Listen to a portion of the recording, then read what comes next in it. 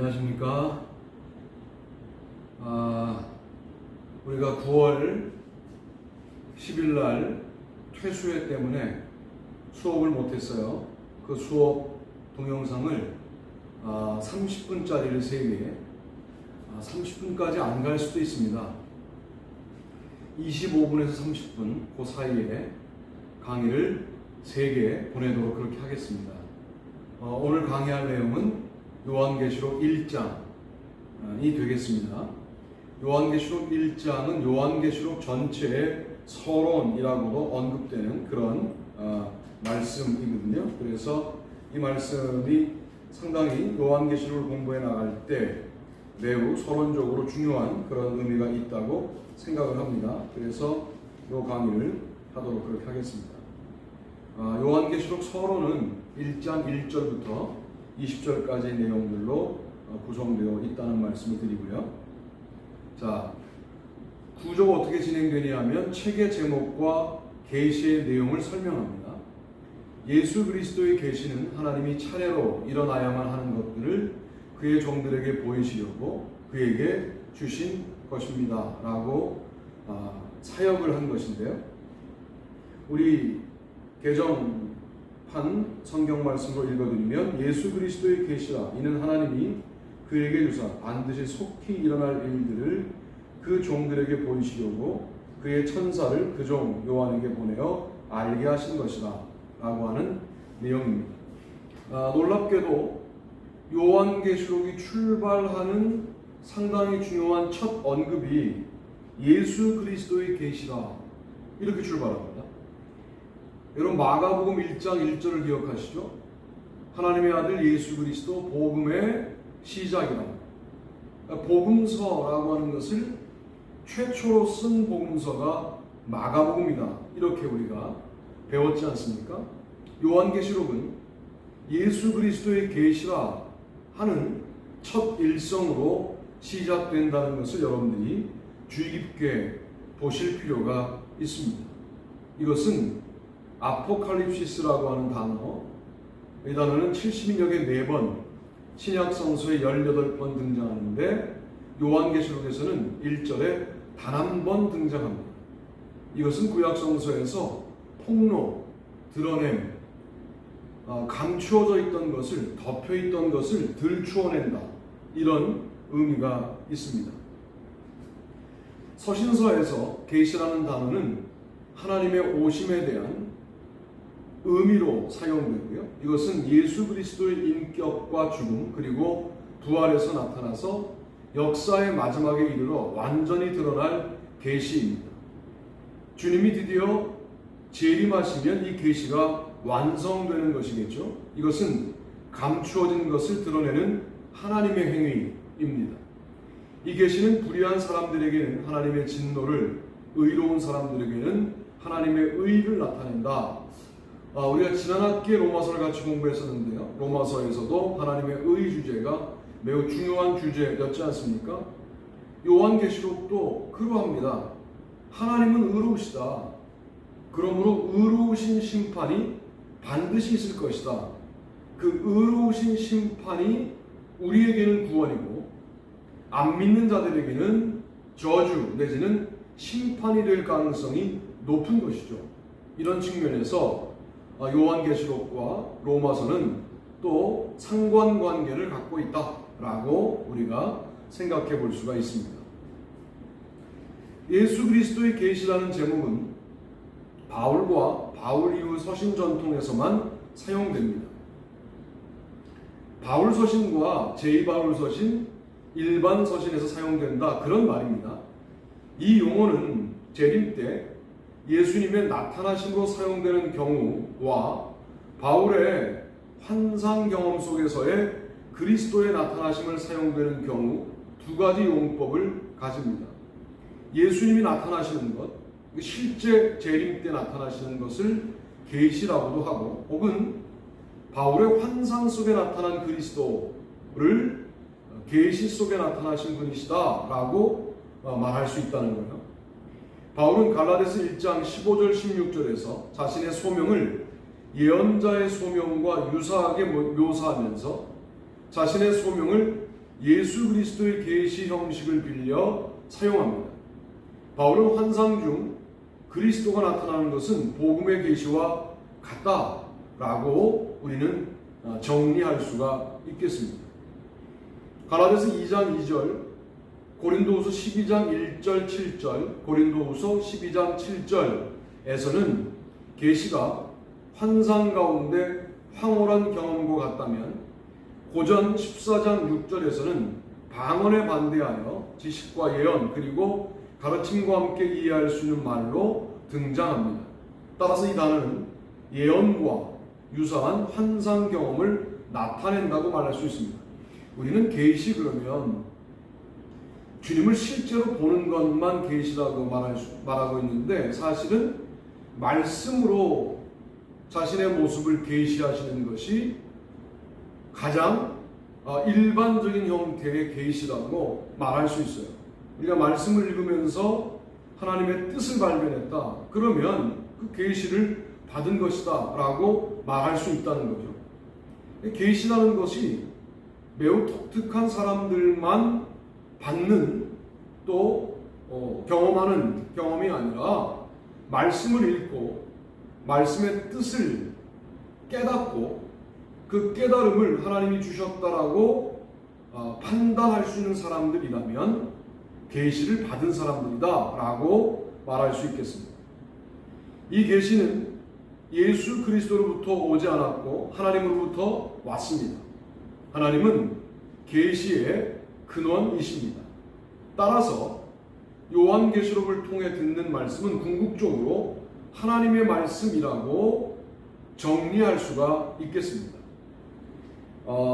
사역에서는 차례로 일어나야만 하는 것들은 반드시 속히 될 일이다 이렇게 번역했는데요.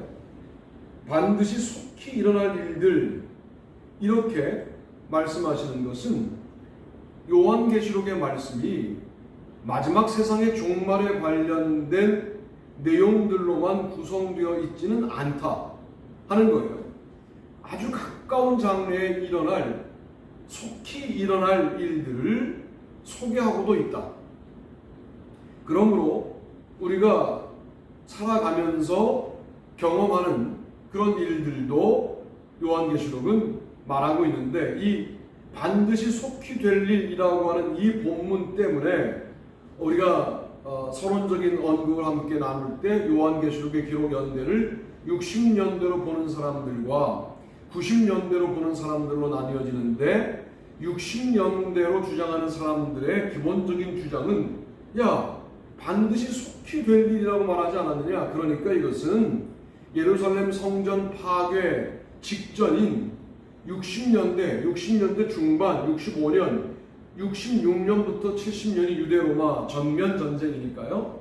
65년경에 기록되었다고 보는 게 합당하지 않냐. 그것이 반드시 속히 일어날 일에 해당된다. 만약 너희들이 주장하는 것처럼 95년, 90년대로 보면 반드시 속히 일어날 일들에 관련한 해석을 어떻게 할 거냐? 라고 묻는 거죠. 그들의 질문에 우리 클래스는 우리 95년으로 혹은 90년에서 100년 요 사이로 사실 잠정적인 결론을 내리지 않았습니까? 그렇다면 그런 질문에 대하여 우리가 답변을 할 수 있어야 되겠죠. 그 답변은 이렇게 할 수 있어요. 로마의 박해, 로마의 황제의 박해 이렇게 말할 수 있겠습니다. 그 일이 반드시 속히 일어날 일들이다. 이렇게 우리는 대답할 수 있습니다. 오직 은밀한 것을 나타내실 이는 하늘에 계신 하나님이시다. 그가 느부갓네살 왕에게 후일에 될 일을 알게 하셨나이다. 왕의 꿈, 곧 왕이 침상에서 머릿속으로 받은 환상은 이러하니이다. 왕이여, 왕이 침상에서 장래일을 생각하실 때에 은밀한 것을 나타내시는 이가 장래일을 왕에게 알게 하셨사오며 라고 다니엘서 2장 28절 29절은 말씀합니다. 다니엘은 후일에 될 일을 설명하죠. 그러나 요한계시록은 반드시 속히 일어날 일들로 그 일들이 변경됩니다. 이것은 종말의 임박성을 강조하고 있다. 이 일은 짧은 기간 안에 지체되지 않고 반드시 일어날 긴박한 일을 의미한다라고 말할 수 있습니다. 그의 종들에게 보이시려고 라는 언급 중에 그의 종들은 과연 누구인가 하는 질문을 우리는 던질 수 있어요. 사실은 그 종에게 보이시려고 이렇게 말하면 그 요한이구나. 그런데 그 종들에게 보이시려고 그의 천사를 그 종 요한에게 보내어 알리하신 것이다. 그러니까 요한이 계시를 받고 또 다른 종들에게 알릴 것 같은 인상을 받지 않습니까? 물론 이것은 요한을 통하여 하나님이 계시하시는 것입니다만 이것을 기독교 예언자 그룹으로 보는 해석과 기독교 신자들로 보는 해석으로 갈립니다. 아마도 기독교 예언자보다는 기독교 신자로 볼 가능성이 있지 않느냐라고 말씀을 드려요. 1장 1절 C절에서는 예언자 요한이 그의 종이나 1절 B절에서는 그의 종의 위치에 소아시아 교회들을 염두하는 것으로 보이기 때문에 그 종들이 누굴까? 2장 3장에 나오는 소아시아 교회 성도들이라고 한다면 그것은 그 당시에 기독교 신자들로 보는 것이 합당하지 않겠느냐라는 그런 판단을 내려보게 되는 겁니다. 1장 B절은 하나님은 그것들을 그의 천사들을 통하여 그의 종 요한에게 알려주셨습니다. 여기서 계시 전달 과정이 하나님이 그리스도를 통하여 천사 요한 순으로 이렇게 전달되는 거죠. 하나님 그리스도 신자들이라는 계시 전달 과정 중 그리스도에게 신자들로 이어지는 부분을 자세히 설명한 것입니다. 요한계시록의 메시지는 그리스도의 천사와 그리스도의 종 요한을 거쳐 신자들에게 전달되었다라고 우리는 이 본문에서 파악하게 되는 거죠. 이 환상은 성부, 성자, 천사, 요한, 각 교회의 낭독자, 청중 이렇게 전달되었다라고 또 풀어 설명할 수도 있겠습니다. 그러니까 계시는 특별한 사람들이 받는 것이 아니라 다만 그 사람은 계시의 전달자이다. 계시의 주인공은 하나님이시다. 하나님만 특별하고 그리스도만 특별하고 천사, 요한, 각 교회 낭독자, 청중들은 계시를 이어받고 있는 사람들인 거예요. 예수님은 계시, 예수 그리스도의 계시이고요. 천사는 계시의 중재자이고요. 예수님은 성부와 교회 사이의 중보자 혹은 중재자 역할을 하고 있는 것으로 보입니다. 자, 요한의 역할은 뭐냐?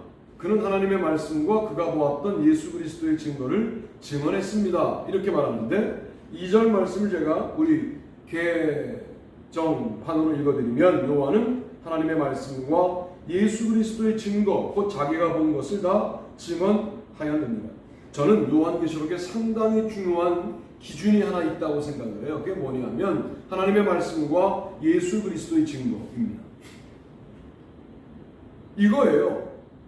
요한계시록이라고 상당히 어렵게만 이해하시지 말고 이거 하나님의 말씀이에요. 이거 예수 그리스도의 증거예요. 이게 요한계시록을 읽는 매우 중요한 기준이라고 말씀드릴 수 있겠습니다. 그런데 이걸 읽으면서 무슨 아주 기묘한 관심으로 흘러요. 아마겟돈 전쟁이 어떤 전쟁을 의미하는 거냐? 이러면 아마겟돈 전쟁을 통해서 하나님이 하시려고 하는 말씀에서 이탈하게 돼요. 아마겟돈 전쟁을 말씀하면 그 아마겟돈 전쟁을 통해서 최후 전쟁으로 세상이 망할 것이다 라고 하는 가르침이에요. 그러면 어떤 전쟁을 상상하려고 하지 말고 세상이 전쟁으로 망하겠구나를 받아들이면 돼요. 하나님의 심판이 전쟁이란 형태로 우리에게 주어질 수 있겠구나 라고 받아들이면 돼요. 그 말씀을. 그런데 그 전쟁이 어떤 전쟁이냐?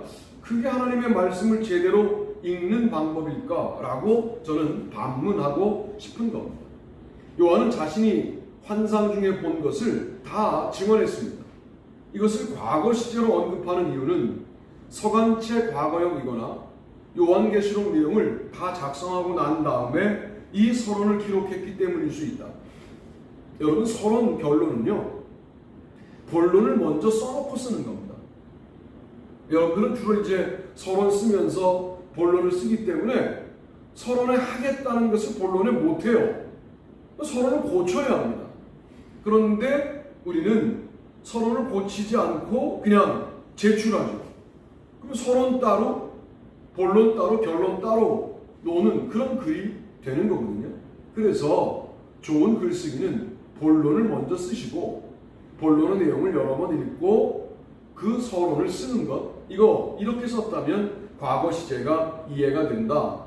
아니면 단순히 편지를 쓸 때 주로 쓰는 그런 과거형이었을 것이다. 둘 다 가능성이 있습니다. 마르투레인, 증언하다라는 동사는 요한계시록에 4번 등장합니다. 요한은 하나님의 말씀과 예수 그리스도의 증거고 자기가 본 것을 다 증언하였느니라. 이 두루마리의 예언의 말씀을 듣는 모든 사람에게 증언하노니 만일 누구든지 이것들 외에 더하면 하나님이 두루마리에 기록된 재앙을 그에게 더하실 것이요. 이 두 구절에서 요한이 증언자입니다. 요한계시록의 증언과 증언으로, 요한계시록은 증언과 증언으로 괄호 쳐져 있죠. 그래서 1장 2절과 22장 18절, 그러니까 증언과 증언으로 갈아쳐져 있어요. 그 증언의 내용이 뭐냐? 하나님의 말씀과 예수 그리스도의 증거를 증언하는 겁니다. 이게 요한계시록이에요.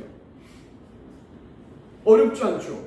중간중간 일곱 나팔, 일곱 인, 일곱 대접이 뭐냐를 묻지 말고 그 일곱이라는 게 소위 종말의 프로세스를 진행시켜 나가는 데 있어서 매우 중요한 역할들을 하는데, 저는 이게 일곱이라는 숫자가 우리에게 기회를 주고 있는 숫자라고 생각을 합니다. 왜? 한 번만에 끝낼 수 있거든요.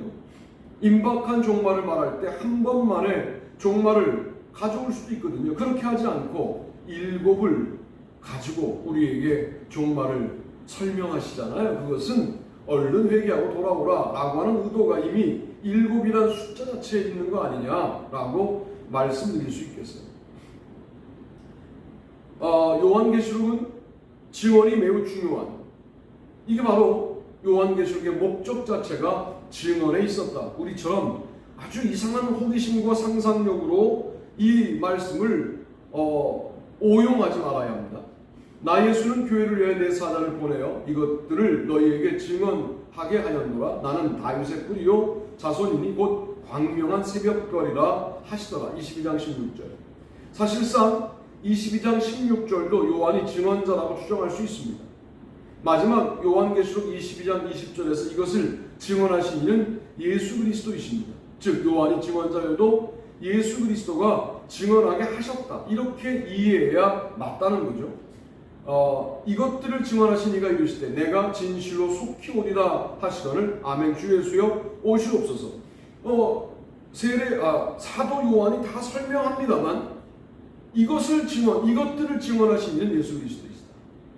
그러니까 우리가 설교하지만 이 설교를 하시는 분은 예수 그리스도이시다. 이렇게 우리가 적용해 볼 수도 있을 것 같습니다. 1절에 기록된 대로 요한계시록은 하나님으로부터 받은 계시이며 예수 그리스도의 계시이기 때문에 요한계시록은 하나님의 말씀인 동시에 예수 그리스도의 증언으로 총칭할 수 있겠다 하는 겁니다. 자, 우리가 배운 로마서를 한번 상상해 본다면 예수 그리스도의 계시 그러면 주격적 속격이냐 목적격적 속격이냐? 예수 그리스도가 계시이다. 괜찮죠? 예수 그리스도를 계시하시는 것이다. 별 차이가 없어요. 별 차이가 없어요.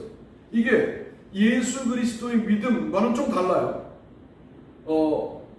예수를 믿는 거냐, 예수가 믿는 거냐, 이렇게 되면 완전히 이게 달라지는데, 예수 그리스도의 계시는 예수가 계시하신 것이냐, 예수를 계시하는 거냐. 예수님을 요한이 계시하더라도 그것은 이것들을 증언하시니까 예수 그리스도이시니까 그 차이가 없어지게 되는 것 아닙니까? 그런 측면에서 목적격적 속격으로 읽든 주격적 속격으로 읽든 그것은 별 차이가 없다라고 말씀을 드릴 수 있겠습니다. 3절입니다. 그 예언의 말씀을 읽고 들으며 그 안에 기록된 것들을 지키는 사람들은 복이 있습니다. 왜냐하면 때가 가깝기 때문입니다. 너무 풀었어요. 너무 풀었어. 이렇게 번역하면 좀 우리가 말하려고 하는 언급에서 좀 벗어나는데, 제가 읽어볼게요. 이 예언의 말씀을 읽는 자와 듣는 자와 그 가운데 기록한 것을 지키는 자는 복이 있나니 때가 가까웁니다. 이 복선언은 요한계시록의 7개의 복선언 중 처음 등장하는 복입니다. 요한계시록 22장 7절의 복과 매우 유사합니다. 자, 인클루전. 다시 인클루전. 요한계시록은 아까 증언과 증언으로 묶여 있다고 말씀드렸죠. 이제 3절을 가지고 읽으면 요한계시록은 복과 복으로 묶여 있습니다. 그러므로 우리에게 복을 주시기 위한 말씀이 요한계시록이다 라고 말해도 무방하다 라고 말씀드릴 수 있겠습니다. 요한계시록은 복으로 시작하여 복으로 마무리되는 성경입니다. 그리스도인들이 요한계시록에 선포된 메시지를 일상에서 실천할 것을 요구하고 있습니다. 또 내가 들으니 하늘에서 음성이 나서 이르되 기록하라. 지금 이후로 주 안에서 죽는 자들은 복이 있도다. 주 안에서 죽는 자들이 복이 있다. 왜? 그들은 박해로 죽던, 또 고문으로 죽던, 혹은 사고로 죽던, 나이르가 차서 죽던 주 안에서 죽는 죽음들은 둘째 사망의 해를 입지 않잖아요. 그리고 하늘나라에 영원히 살지 않습니까? 이게 바로 복이라는 거죠. 보라 내가 도둑같이 오리니 누구든지 깨어 자기 옷을 지켜 벌거벗고 다니지 아니하는 자며 자기의 부끄러움을 보이지 아니하는 자는 복이 있도다. 여기서 자기 옷을 지켰다는 것은 그리스도인으로 잘 살아냈다라고 하는 의미를 갖고 있잖아요. 그래서 그런 자들은 복이 있다라고 말씀합니다. 천사가 내게 말하기를 기록하라. 어린 양의 혼인잔치에 청함을 받은 자들은 복이 있도다 하고, 또 내게 말하되 이것은 하나님의 참되신 말씀이라 하기로 어린 양의 혼인잔치에 청함을 받아요. 이거는 하나님의 백성이라는 거죠.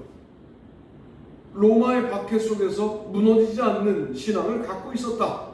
타협하지 않는 신앙을 갖고 있었다. 이렇게 말할 수 있는 거죠. 이 첫째 부활에 참여하는 자들은 복이 있고 거룩하도다. 둘째 사망이 그들을 다스리는 권세가 없고 도리어 그들이 하나님과 그리스도의 제사장이 되어 1000년 동안 그리스도와 더불어 왕노릇 하리라. 20장 6절 이렇게 말씀합니다. 우리가 죽어 첫째 부활, 우리의 부활이죠. 사실 첫째 부활은 바울 전통에 따르면 부활의 첫 열매, 예수님이 떠오르지만 이제 실질적으로 성도들의 부활을 경험한 그 사람은 복이 있죠. 죽음으로 끝나지 않고 진정한 부활을 했다. 그는 구원 백성이니까요. 보라 내가 속히 오리니 이 두루마리의 예언의 말씀을 지키는 자는 복이 있으리라 하더라. 말씀을 지키는 자, 복이 있다. 자기 두루마기를 빠는 자들은 복이 있다. 22장 14절. 신앙 고백에 일치되는 삶을 사는 자들은 복이 있다는 겁니다. 자, 그런데 3절에 보면 읽는 자와 듣는 자와 그 가운데 기록한 것을 지키는 자. 근데 읽는 자가 단수고요. 듣는 자들, 기록한 것을 지키는 자들. 그래야 맞아요. 읽는 자는 문맹이 많아서 제가 설명한 바와 같이 읽어주는 거죠. 물론 읽는 자가 단수이지만 듣는 자들이에요. 지키는 자들이에요. 읽는 자의 그 음성을 듣는 거죠. 성도들이. 그리고 지키는 거예요. 그러나 읽는 자는 예외냐? 그도 읽으면서 듣는 자의 범주에 속해요. 공동체에서 한 사람이 읽고 여러 사람들이 듣는 정황을 반영합니다. 물론 지키는 자들이 복수인 이유는 읽는 자도 듣는 자들도 모두 말씀은 지키는 자들이 되어야 한다는 의미를 담고 있는 거죠. 왜냐하면 때가 가깝기 때문입니다. 여기서 때에 해당되는 카이로스는 심판과 종말의 시점을 말하기 위한 전문 용어입니다. 요한계시록 11장 18절에서 때는 마지막 심판의 시점으로 해석되고 있어요. 이 때가 크로노스가 아니거든요.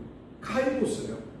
카이로스 그러면 의미의 시간, 주님이 우리 가운데 침투한 시간, 주님을 만나는 시간이라고 말할 수 있어서 그때는 요한계시록에서는 종말을 의미한다라고 말하는 것이 맞겠습니다. 땅을 망하게 하는 자들에 대한 심판과 모든 신앙인들을 위한 구원과 관계 있는 때, 이때가 바로 카이로스라는 거죠. 때가 가깝다라는 언급은 내가 속히 가겠다는 언급과 맥락을 같이 합니다. 때가 가깝다. 내가 가야 그때가 완성되는 거니까 내가 속히 가겠다는 것과 때가 가깝다는 것은 거의 관점을 달리했지만 비슷한 말인 거죠. 비슷한 말인 거예요. 그러므로 어디서 떨어졌는지를 생각하고 회개하여 처음 행위를 가지라. 만일 그리하지 아니하고 회개하지 아니하면 내가 내게 가서 내 촛대를 그 자리에서 옮기리라. 이와 같이 내게도 니골로 당의 교훈을 지키는 자들이 있도다. 그러므로 회개하라. 그리하지 아니하면 내가 네게 속히 가서 내 입의 검으로 그들과 싸우리라. 속히 갈 테니 회개해라 라고 말하는 거죠. 내가 네게 가서 3장 11절 내가 속히 오리니, 오리니도 뭐 가리니와 같은 거죠. 내가 가진 것을 굳게 잡아 아무도 내 멸관을 빼앗지 못하게 하라. 인내의 말씀을 지켰으므로 이런 복을 주신다 라고 말씀합니다. 또 보라 내가 속히 오리니, 이 두루마리의 예언의 말씀을 지키는 자들은 복이 있으리라 하더라. 속히 오리니, 보라 내가 속히 오리니 내가 줄 상이 내게 있어 각 사람에게 그가 행한 대로 갚아주리라. 속히 오리니, 이것들을 증언하시니가 이르되 내가 진실로 속히 오리라 하시거늘 아멘 주 예수여 오시옵소서. 그러니 1장 3절에 이미 때가 가까움이라 라고 말하고 마지막 22장 마지막 절 요한계시록의 마지막 절에도 내가 속히 오리라 이렇게 말씀하시면 요한계시록은 때가 가까운 것으로 주님이 곧 오신다는 약속의 말씀으로 괄호쳐져 있는 거죠. 요한계시록을 괄호법으로 읽으면 여러 가지 많은 주제들로 요한계시록을 묵상할 수가 있어요. 때가 급하다. 정말 그렇게 여기냐? 라고 묻는 거예요. 때가 급한데 너 정말 때가 급한 걸 공감하냐? 너 때가 급한 걸 인정하냐? 라고 묻고 있는 것이죠. 우리가 그런 믿음을 회복해야 합니다. 말로만 때가 급해. 그리고 세상을 나의 욕심껏 살아가요. 아니죠. 때가 급하니까 주님이 곧 오신다고 회개하라고 선포하는 삶을 살아야 하는 것이죠. 그런데 우리는 때가 급하다라고 하는 것을 정답으로 알고는 있어요. 알고 있지만 내 삶은 별로 급해 보이지 않아요. 이게 갖고 있는 문제가 뭐냐면 우리의 믿음이 이율배반, 우리의 믿음이 이중성을 갖게 돼요. 여러분, 요한계시록을 공부하는 동안 정말 주님이 다시 오신다는 것이 실제가 되어야 한다. 공부로 끝나면 안 되고 공부하는 동안 예수 그리스도가 다시 오신다는 것이 나의 신앙의 실제가 되어야 한다. 그러면 나는 오늘을 어떻게 살아야 될 것이냐? 주님이 다시 오신다는데 뭐 삶을 다 포기하자 이게 아니라 내 삶을 어떤 열정과 어떤 각도와 어떤 내용으로 채울 것이냐 이렇게 고민해야 종말론적 신앙인이 되는 거고, 삶을 다 포기하겠다 이건 종말론자가 되는 거예요. 종말론적 신앙인과 종말론자는 전혀 다르다라고 말할 수 있겠습니다. 요한계시록 1장 3절과 22장 7절은 같은 복을 선언하는 내용인데요. 때가 가깝다는 것과 속히 오리라는 언급이 서로 평행을 이루고 있기 때문이다. 다섯째 인을 떼실 때 내가 보니 하나님의 말씀과 그들이 가진 증거로 말미암아 죽임을 당한 영혼들이 제단 아래에 있어 큰 소리로 불러 이르되 거룩하고 참되신 대주제여 땅에 거하는 자들을 심판하여 우리 피를 갚아주지 아니하시기를 어느 때까지 하시려 하나이까? 아니 각각 그들에게 흰 두루마기를 주시며 이르시되 아직 잠시 동안 쉬되 그들의 동무종들과 형제들도 자기처럼 죽임을 당하여 그 수가 차기까지 하라 하시더라. 6장 9절로 11절 말씀입니다. 자, 사실은 이미 죽어 하늘나라 가서 주님을 만나고 있는 우리의 믿음의 선배들이 자 이제 우리의 피를 갚아주시죠. 세상을 멸망시키시죠. 그랬더니 주님이 하시는 말씀 뭐냐면 아직 동무종들과 형제들도 자기처럼 너희들처럼 죽임을 당하여 그 수가 차기까지 잠시 쉬어라 이렇게 말하고 있는 겁니다. 그러므로 지금 심판이 일어나지 않는 것은 우리를 구원하기 위한 하나님의 자비, 은혜라고 말할 수 있겠습니다. 잠시 쉬었다가 우리 두 번째 시간 하도록 하겠습니다. 고생하셨습니다.